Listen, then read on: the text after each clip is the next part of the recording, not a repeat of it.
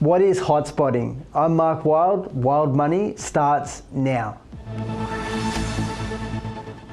Data is the heart of getting a property investment decision right, finding the right property, the right place, the right time. So today we interview Tim Graham, the director of Hotspotting, one of the largest publications of property investment data in Australia.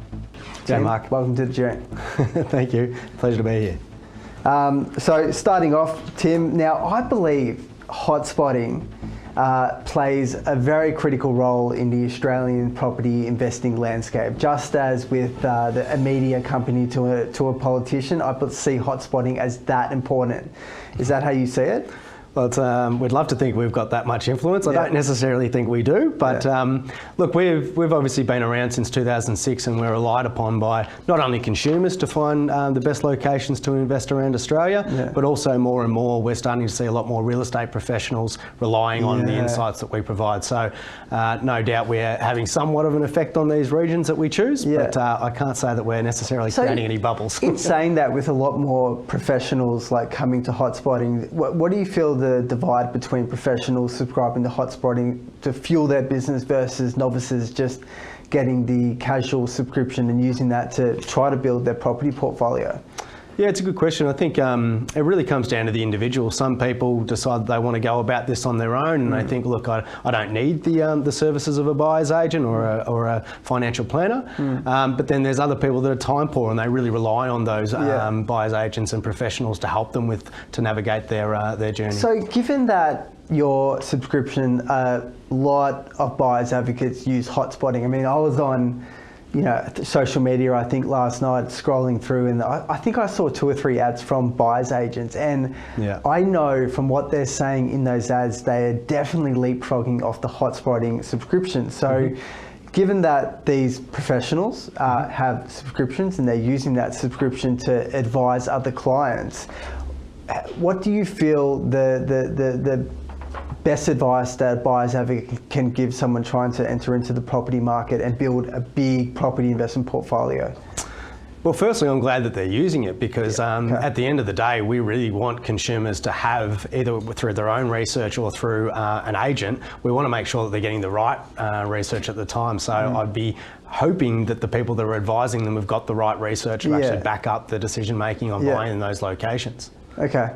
So what other elements come into it from using a buyer's advocate? Would it be more, finding the specific security? I mean, obviously you do all the hard work with the location, why that location might boom, what to look out for, climate risk, all that sort of stuff. But when it comes to actually finding the single dwelling, do you feel as though, I guess, that's where the buyer's agent services come to fruition? Yeah, well, I mean, traditionally, in real estate terms, the vendor has always been accommodated by a professional in a vendor's agent, but the purchaser hasn't, and it's only been in recent years that we've started to see a lot more people using the service of a buyer's agent. If you think about it, whether you're the vendor or the buyer, it's a very expensive exercise if you get it wrong. So as a purchaser, I think it's a wise move to enlist the advice of a professional who can not only help you identify the location, but also negotiate on your behalf and select the right investment. Because we always say at Hotspotting, the location you're going to buy in is going to do 80% of the heavy lifting. Is that right? Yeah, but the property that you buy will do the balance. So it's important that you get the product mix right, but the location that you're buying, I believe, is going to do a lot of the heavy lifting for you. Okay. So with investing into property, I mean, I've been a financial planner a lot longer than I've been a buyer's advocate, but with investing into property, so up until a couple of years ago, I always had the view that, okay, well, if you want to invest into property, then why not just buy a 3 or 4 bedroom Victoria cottage within 5 kilometres of a major metropolis on the eastern seaboard of Australia that everyone loves, right? It's always going to be in demand. Perhaps it has some character features, close to all the amenity you want.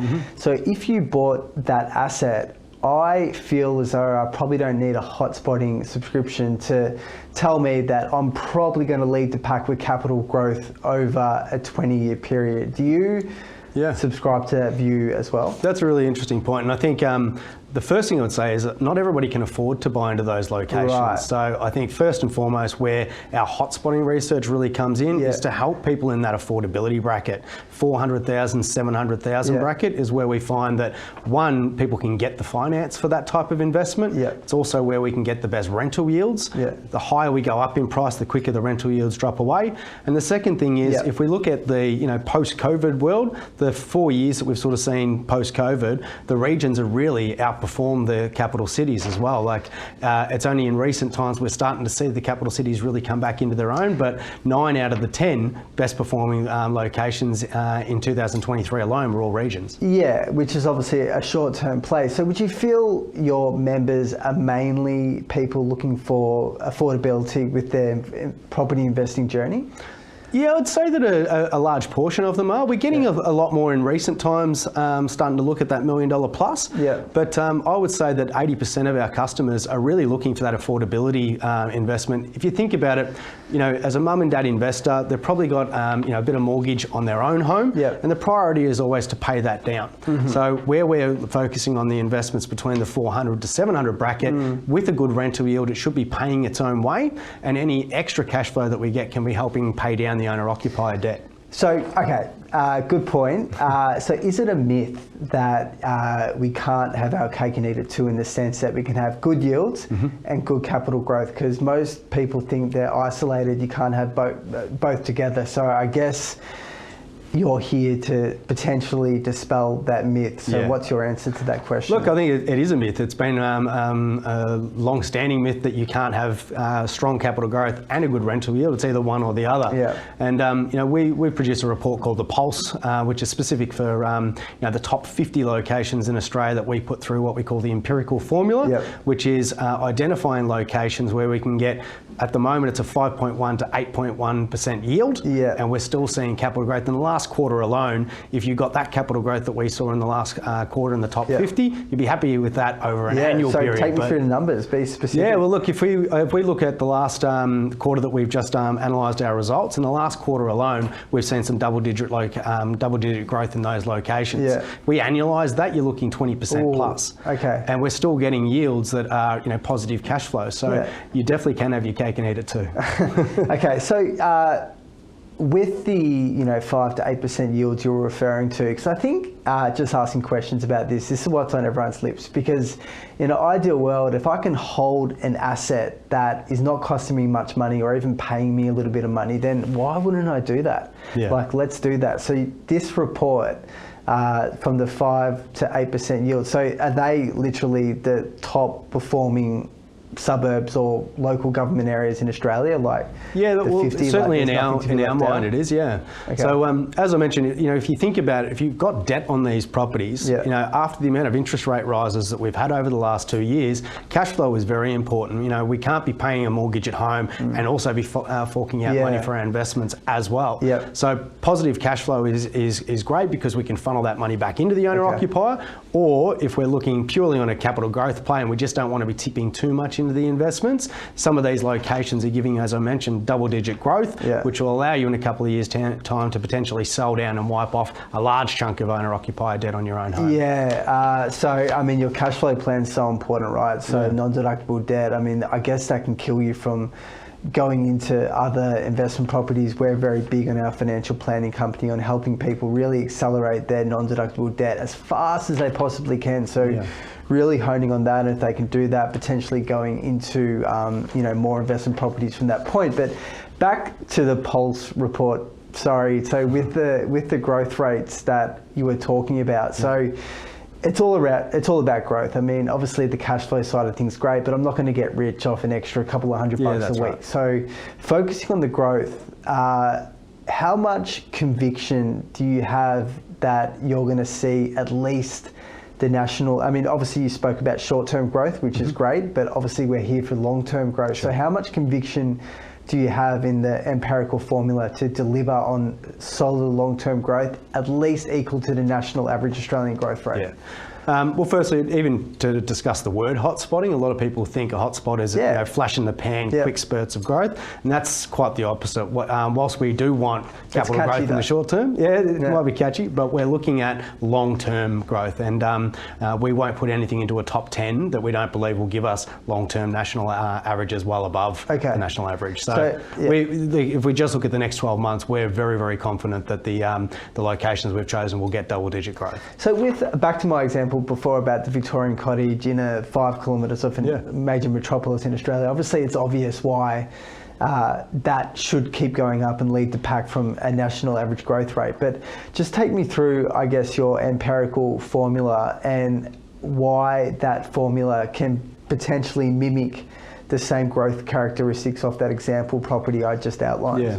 So one thing on that property, whilst I do believe it'll likely be a good investment, being close to everything, the other thing that you have to think of is if you have debt associated to that, regardless of how much growth you get, if you want to replicate this formula and buy again, you still need borrowing power. So if you bought a property worth 800, 900,000 and had $700,000 worth of debt, it doesn't matter how much capital growth you get if you can't borrow again because you still owe $700,000. Yeah, I get that. So that's why we tend to focus on that 400, 700 bracket where we can keep our debt level low, have strong round two yields. The banks are going to favour us when we go back to the bank and say, can I go again? But it sounds almost too good to be true.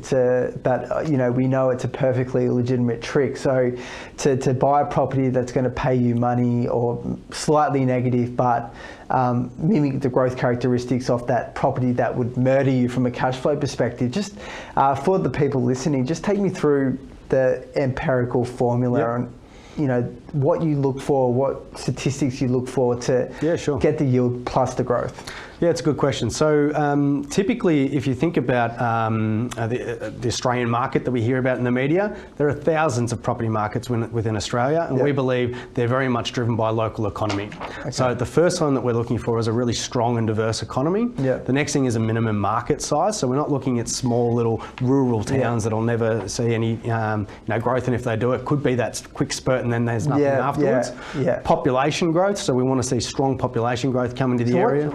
I mean, we're not going to get through the entire thing in time, but population growth. So what mainly drives population growth? It sounds great, but what drives it? Yeah, I mean, it could be international migration. Sometimes, and it's what we've seen in Queensland, has been immigration from internal migration coming into the Sunshine State. So we're seeing a lot of markets like that are actually very buoyant because of people moving from interstate. Adelaide's been another example of that. They just can't afford to live in the Melbourne and Sydney. Could be lifestyle, different medium price point. If you think about the amount of jobs that are getting created in Queensland at the moment as well. Sunshine Coast has been an incredible story from that. So I mean, infrastructure, would you say all of the government spending on an area is good and creates population surges, is going to cause sustainable long-term trends? Well, infrastructure is a huge part of it. We've often talked about infrastructure booms, and typically if we follow that infrastructure boom, we can see chat to you about infrastructure another time. But Tim, thank you so much for joining me. That's the program for now. Thank you for joining me. I'm Mark Wyld, Wyld Money. See you next time on Ticker. You're watching Ticker. We'll have more in just a few minutes.